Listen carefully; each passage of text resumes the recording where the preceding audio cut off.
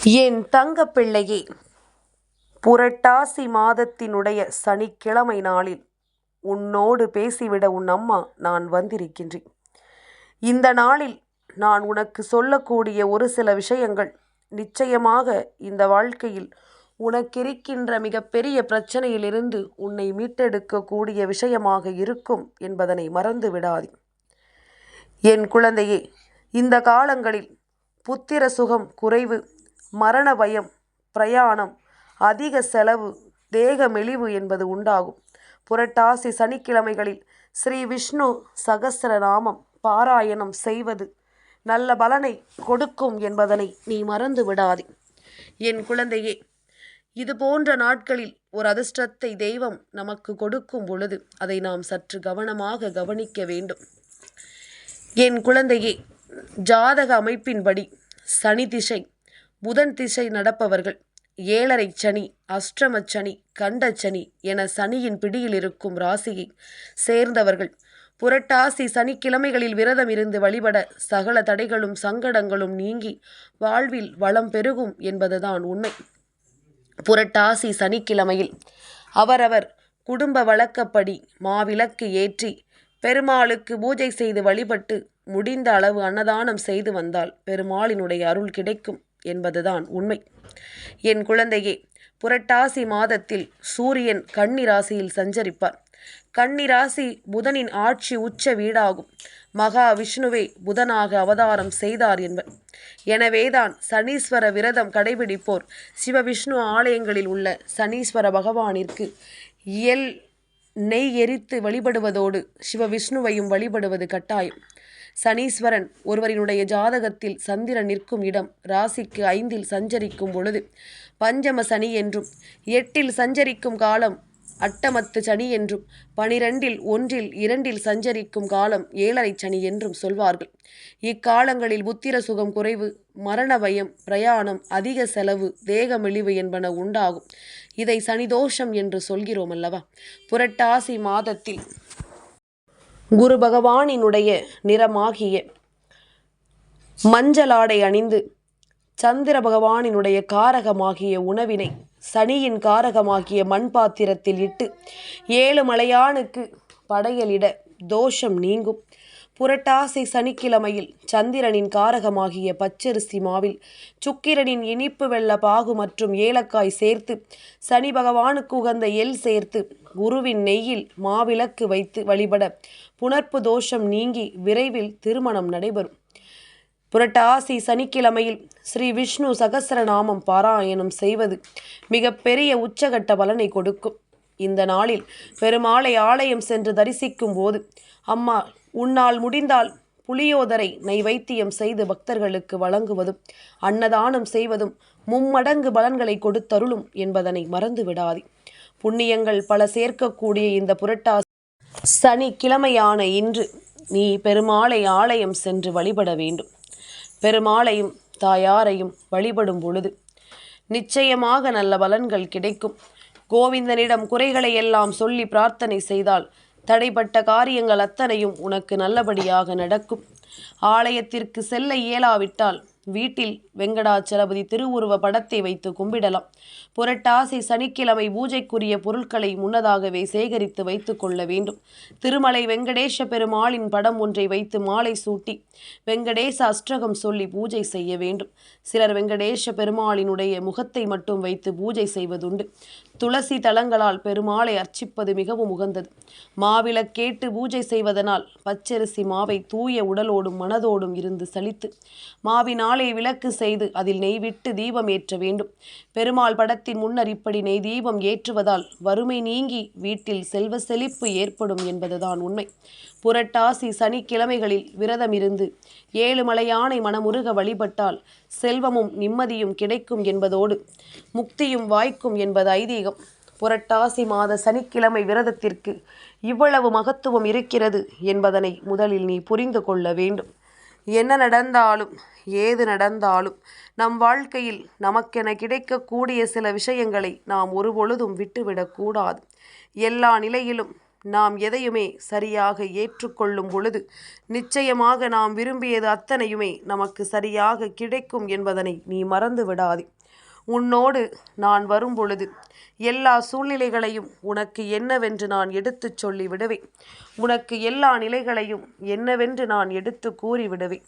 உனக்காக நான் வருவதை நிச்சயமாக என் குழந்தை நீ புரிந்து கொள்கிறாய் அல்லவா? அப்படியானால் இந்த புரட்டாசி சனிக்கிழமை நாளில் பெருமாளை வழிபடுவதற்கு நீ எப்பொழுதும் தயக்கம் காட்டாதே. உன்னுடைய வாழ்க்கையில் எல்லாமுமே சரியாகவே நடக்க வேண்டும் என்பதனை நீ நினைப்பது உண்மை என்றால் நிச்சயமாக உனக்கு எல்லாமும் சரியாக நடக்கின்ற நேரத்தை நீ புரிந்து கொள்வாய் என்பதனை நீ மறந்து விடாதே. என் குழந்தையே, எப்பொழுதுமே நல்லது நடக்கும். உனக்கு நம்பிக்கை எப்பொழுதும் சரியாகவே கிடைக்கும் என்பதனை நீ புரிந்து கொள்ள வேண்டும். என் குழந்தையே, தெய்வங்கள் அத்தனை பேரும் ஒன்றுதான். தெய்வங்கள் எல்லோரும் நமக்கு ஒன்றுதான் என்பதனை நீ புரிந்து கொள்ள வேண்டும். என் தங்கமே, அறியும் சிவனும் ஒன்று, இதை அறியாதவர் வாயில் மண்ணு என்று ஒரு வழக்கு உண்டு. அதற்கு அர்த்தம் என்ன தெரியுமா? எப்பொழுது கிருஷ்ணா கிருஷ்ணா என்று சுற்றி வந்த பாண்டவர்கள் சிவபக்தர்கள் சிவனை பூஜித்த பின்னரே அவர்கள் எந்த வேலையையும் தொடங்கினார்கள் என்பதனை மகாபாரதத்தின் மூலமாக நீ அறிந்திருப்பாய். இதற்காக ஸ்ரீகிருஷ்ணன் அவர்கள் மீது கோபம் கொள்ளவில்லை. சிவபெருமானும் ஸ்ரீகிருஷ்ணனும் சம்பந்திகள் என்பதனையும் அறிவோம். ராமன் சிவனை வணங்கிய இடம் ராமேஸ்வரம். ஆனால் மனிதர்களுக்குள் சமய வேற்றுமை, பகைமை, இவர்கள் வேறுமையின்றி ஒற்றுமை பாராட்ட சிவபெருமானும் பெருமாளும் ஒன்று என்று கூறும் சிலேடை பாடல்தான் அது. வைணவர்கள் வாழ்த்த பெருமாள் வாழ்த்ததாகவும் சிவபெருத்தர்கள் வாழ்த்த சிவபெருமான் வாழ்த்ததாகவும் இப்பாடலை பொருள் கொள்கிறார்கள். இதுதான் ஒவ்வொரு நாளுமே நம் மனதிற்குள் தோன்ற வேண்டிய ஒரு விஷயம். நாம் எதையுமே சட்டென்று ஒரு முடிவுக்குள் கொண்டு வரக்கூடாது. சிவபெருமானும் பெருமாளும் தெய்வம், இந்த பிரபஞ்ச சக்தி, இவர்களை நாம் வேறுபாடு காட்டாமல் அத்தனை பேருமே நம் தெய்வங்கள் என்று நினைத்து வழிபட வேண்டும். இதனை புரிந்து கொண்டாலே போதும். எதனால் இன்று இதனை சொல்கின்றேன்? இன்று சிவராத்திரியினுடைய இரவும் உனக்கு கிடைத்திருக்கிறது. அதனால் இந்த நாளில் பெருமானையும் சிவபெருமானையும் நீ தரிசனம் செய்து நிச்சயமாக அவர்களிடத்திலிருந்து உனக்கானவற்றை நீ சரியாக பெற்றுக்கொள். நான் சிவபெருமானைத்தான் வணங்குவேன், பெருமாளை வணங்க மாட்டேன் என்று சொல்கின்றவர்களும் இருக்கிறார்கள். இதுபோன்றெல்லாம் எண்ணம் கொண்டிருந்தால் அதற்குத்தான் அறியாதவர்கள் வாயில் மண்ணு என்று சொல்லி இருக்கிறார்கள் என்பதனை புரிந்து கொள்ள வேண்டும். என் குழந்தையே, எப்பொழுதுமே நாம் நினைப்பதுபடி நம் வாழ்க்கையில் எல்லாமும் சரியாகவே நடக்கிறது என்ற ஒரு எண்ணம் நமக்குள் வந்துவிட்டது என்றால் அது தெய்வத்தின் அருளை நமக்கு மீட்டு கொடுக்கக்கூடிய ஒரு விஷயமாக மாறும். தெய்வம் நமக்கு எல்லாவற்றையும் சரி செய்து கொடுக்கக்கூடிய ஒரு விஷயமாக அது இருக்கும். அப்படி நமக்கு கிடைக்கக்கூடிய வாய்ப்புகளை நாம் எந்த இடத்திலும் தவிர்க்கக்கூடாது. குறிப்பாக இன்று துளசி இலை உன்னுடைய வீட்டில் இருக்க வேண்டும். பேரதிர்ஷ்டத்தை அது உனக்கு அள்ளி கொடுக்கும். சிவபெருமானை வழிபடும் நேரம் உன் வீட்டில் துளசி இலை இருந்தால் யாரும் எதற்காகவும் கோபப்பட மாட்டார்கள். தெய்வங்கள் அத்தனை பேருமே ஒன்று என்பதனை உணர்ந்து இதனை நீ செய்ய வேண்டும் என்றுதான் உன் அம்மா உன்னிடத்தில் கேட்கின்றேன். என் குழந்தையே, எதிர்பாராத விஷயங்கள் உன் வாழ்க்கையில் உனக்கு நடக்கும் பொழுது உன்னை சுற்றி இருக்கின்ற எல்லா விஷயங்களையுமே நீ கண்கூடாக கண்டுகொள்வாய். நமக்கு என்ன நடக்கிறது, ஏது நடக்கிறது என்பதனை நீ சரியாக புரிந்து கொள்வாய். உன்னுடைய நேரங்கள் இனி உனக்கு இந்த வாழ்க்கையின் ஒவ்வொரு உண்மைகளையும் சரியாக எடுத்துச் சொல்லும் காலங்கள். புரட்டாசி மாதத்தினுடைய சனிக்கிழமை நாள் உன்னுடைய வீட்டில் நிச்சயமாக நீ விரும்பியபடி ஒரு அதிர்ஷ்டத்தை உனக்கு கொடுத்து விட வேண்டும் என்பதில் எந்த ஒரு மாற்று கருத்தும் வேண்டாம். நீ நினைத்ததும் நீ எதிர்பார்த்ததும் உன் வாழ்க்கையை உன் வசமாக்கி கொடுக்கும் பொழுது அத்தனையிலும் இருந்து உன்னுடைய வெற்றியை நீ நிச்சயமாக உறுதி செய்து மீட்டெடுக்க வேண்டும் என்பதனை நீ மறந்து விடாதே.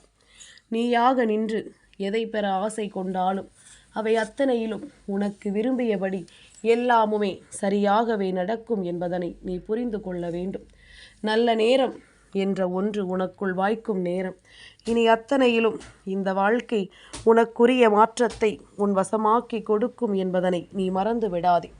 வராகி சொன்ன வார்த்தைகளுள் உனக்கு ஏதேனும் முரண்பாடுகள் இருக்கும் என்றால் நீ இப்படியே இதனை விட்டுவிடலாம்.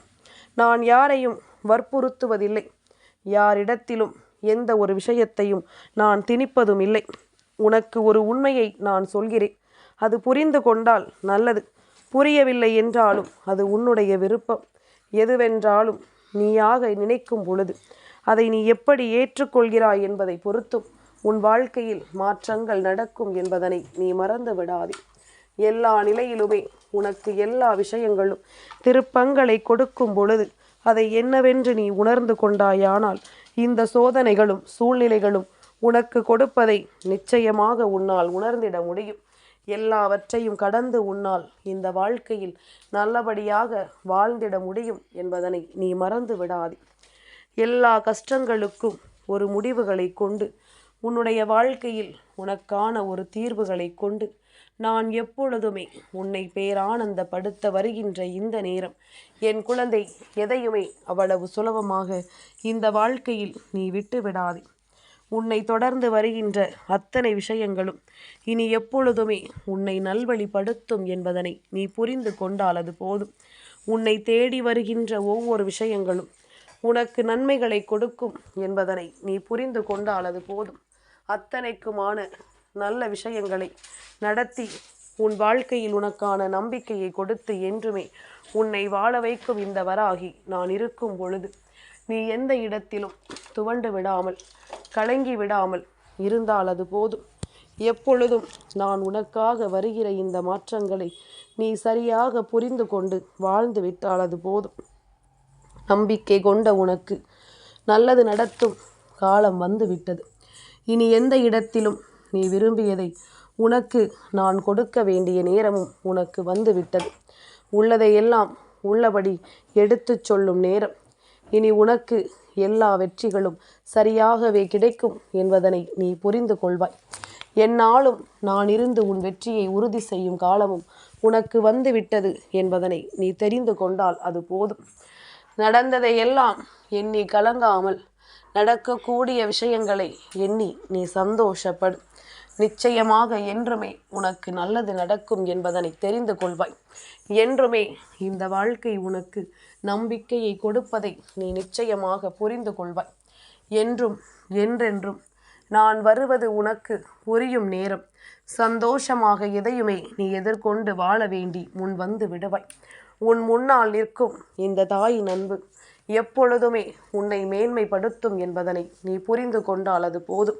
நான் இருக்கும் பொழுது உனக்கு கஷ்டங்கள் எதுவும் இல்லை. நான் இருந்து உன்னை வழிநடத்தும் பொழுது உனக்கு சோதனைகள் எதுவும் இல்லை. அம்மா சொன்ன வார்த்தைகளுக்கு கட்டுப்பட்டு நடந்தால் இந்த வாழ்க்கையில் எப்பொழுதுமே உனக்கு வேதனைகள் என்பது இல்லை என்பதனை நீ புரிந்து கொண்டால் அது போதும். உன்னோடு நான் இருந்து உனக்கு ஒவ்வொரு விஷயங்களையும் அறிவுறுத்தும் பொழுதெல்லாம் இதையெல்லாம் என் பிள்ளை நீ கவனமாக என்னவென்று தெரிந்து கொண்டால் அது போதுமல்லவா?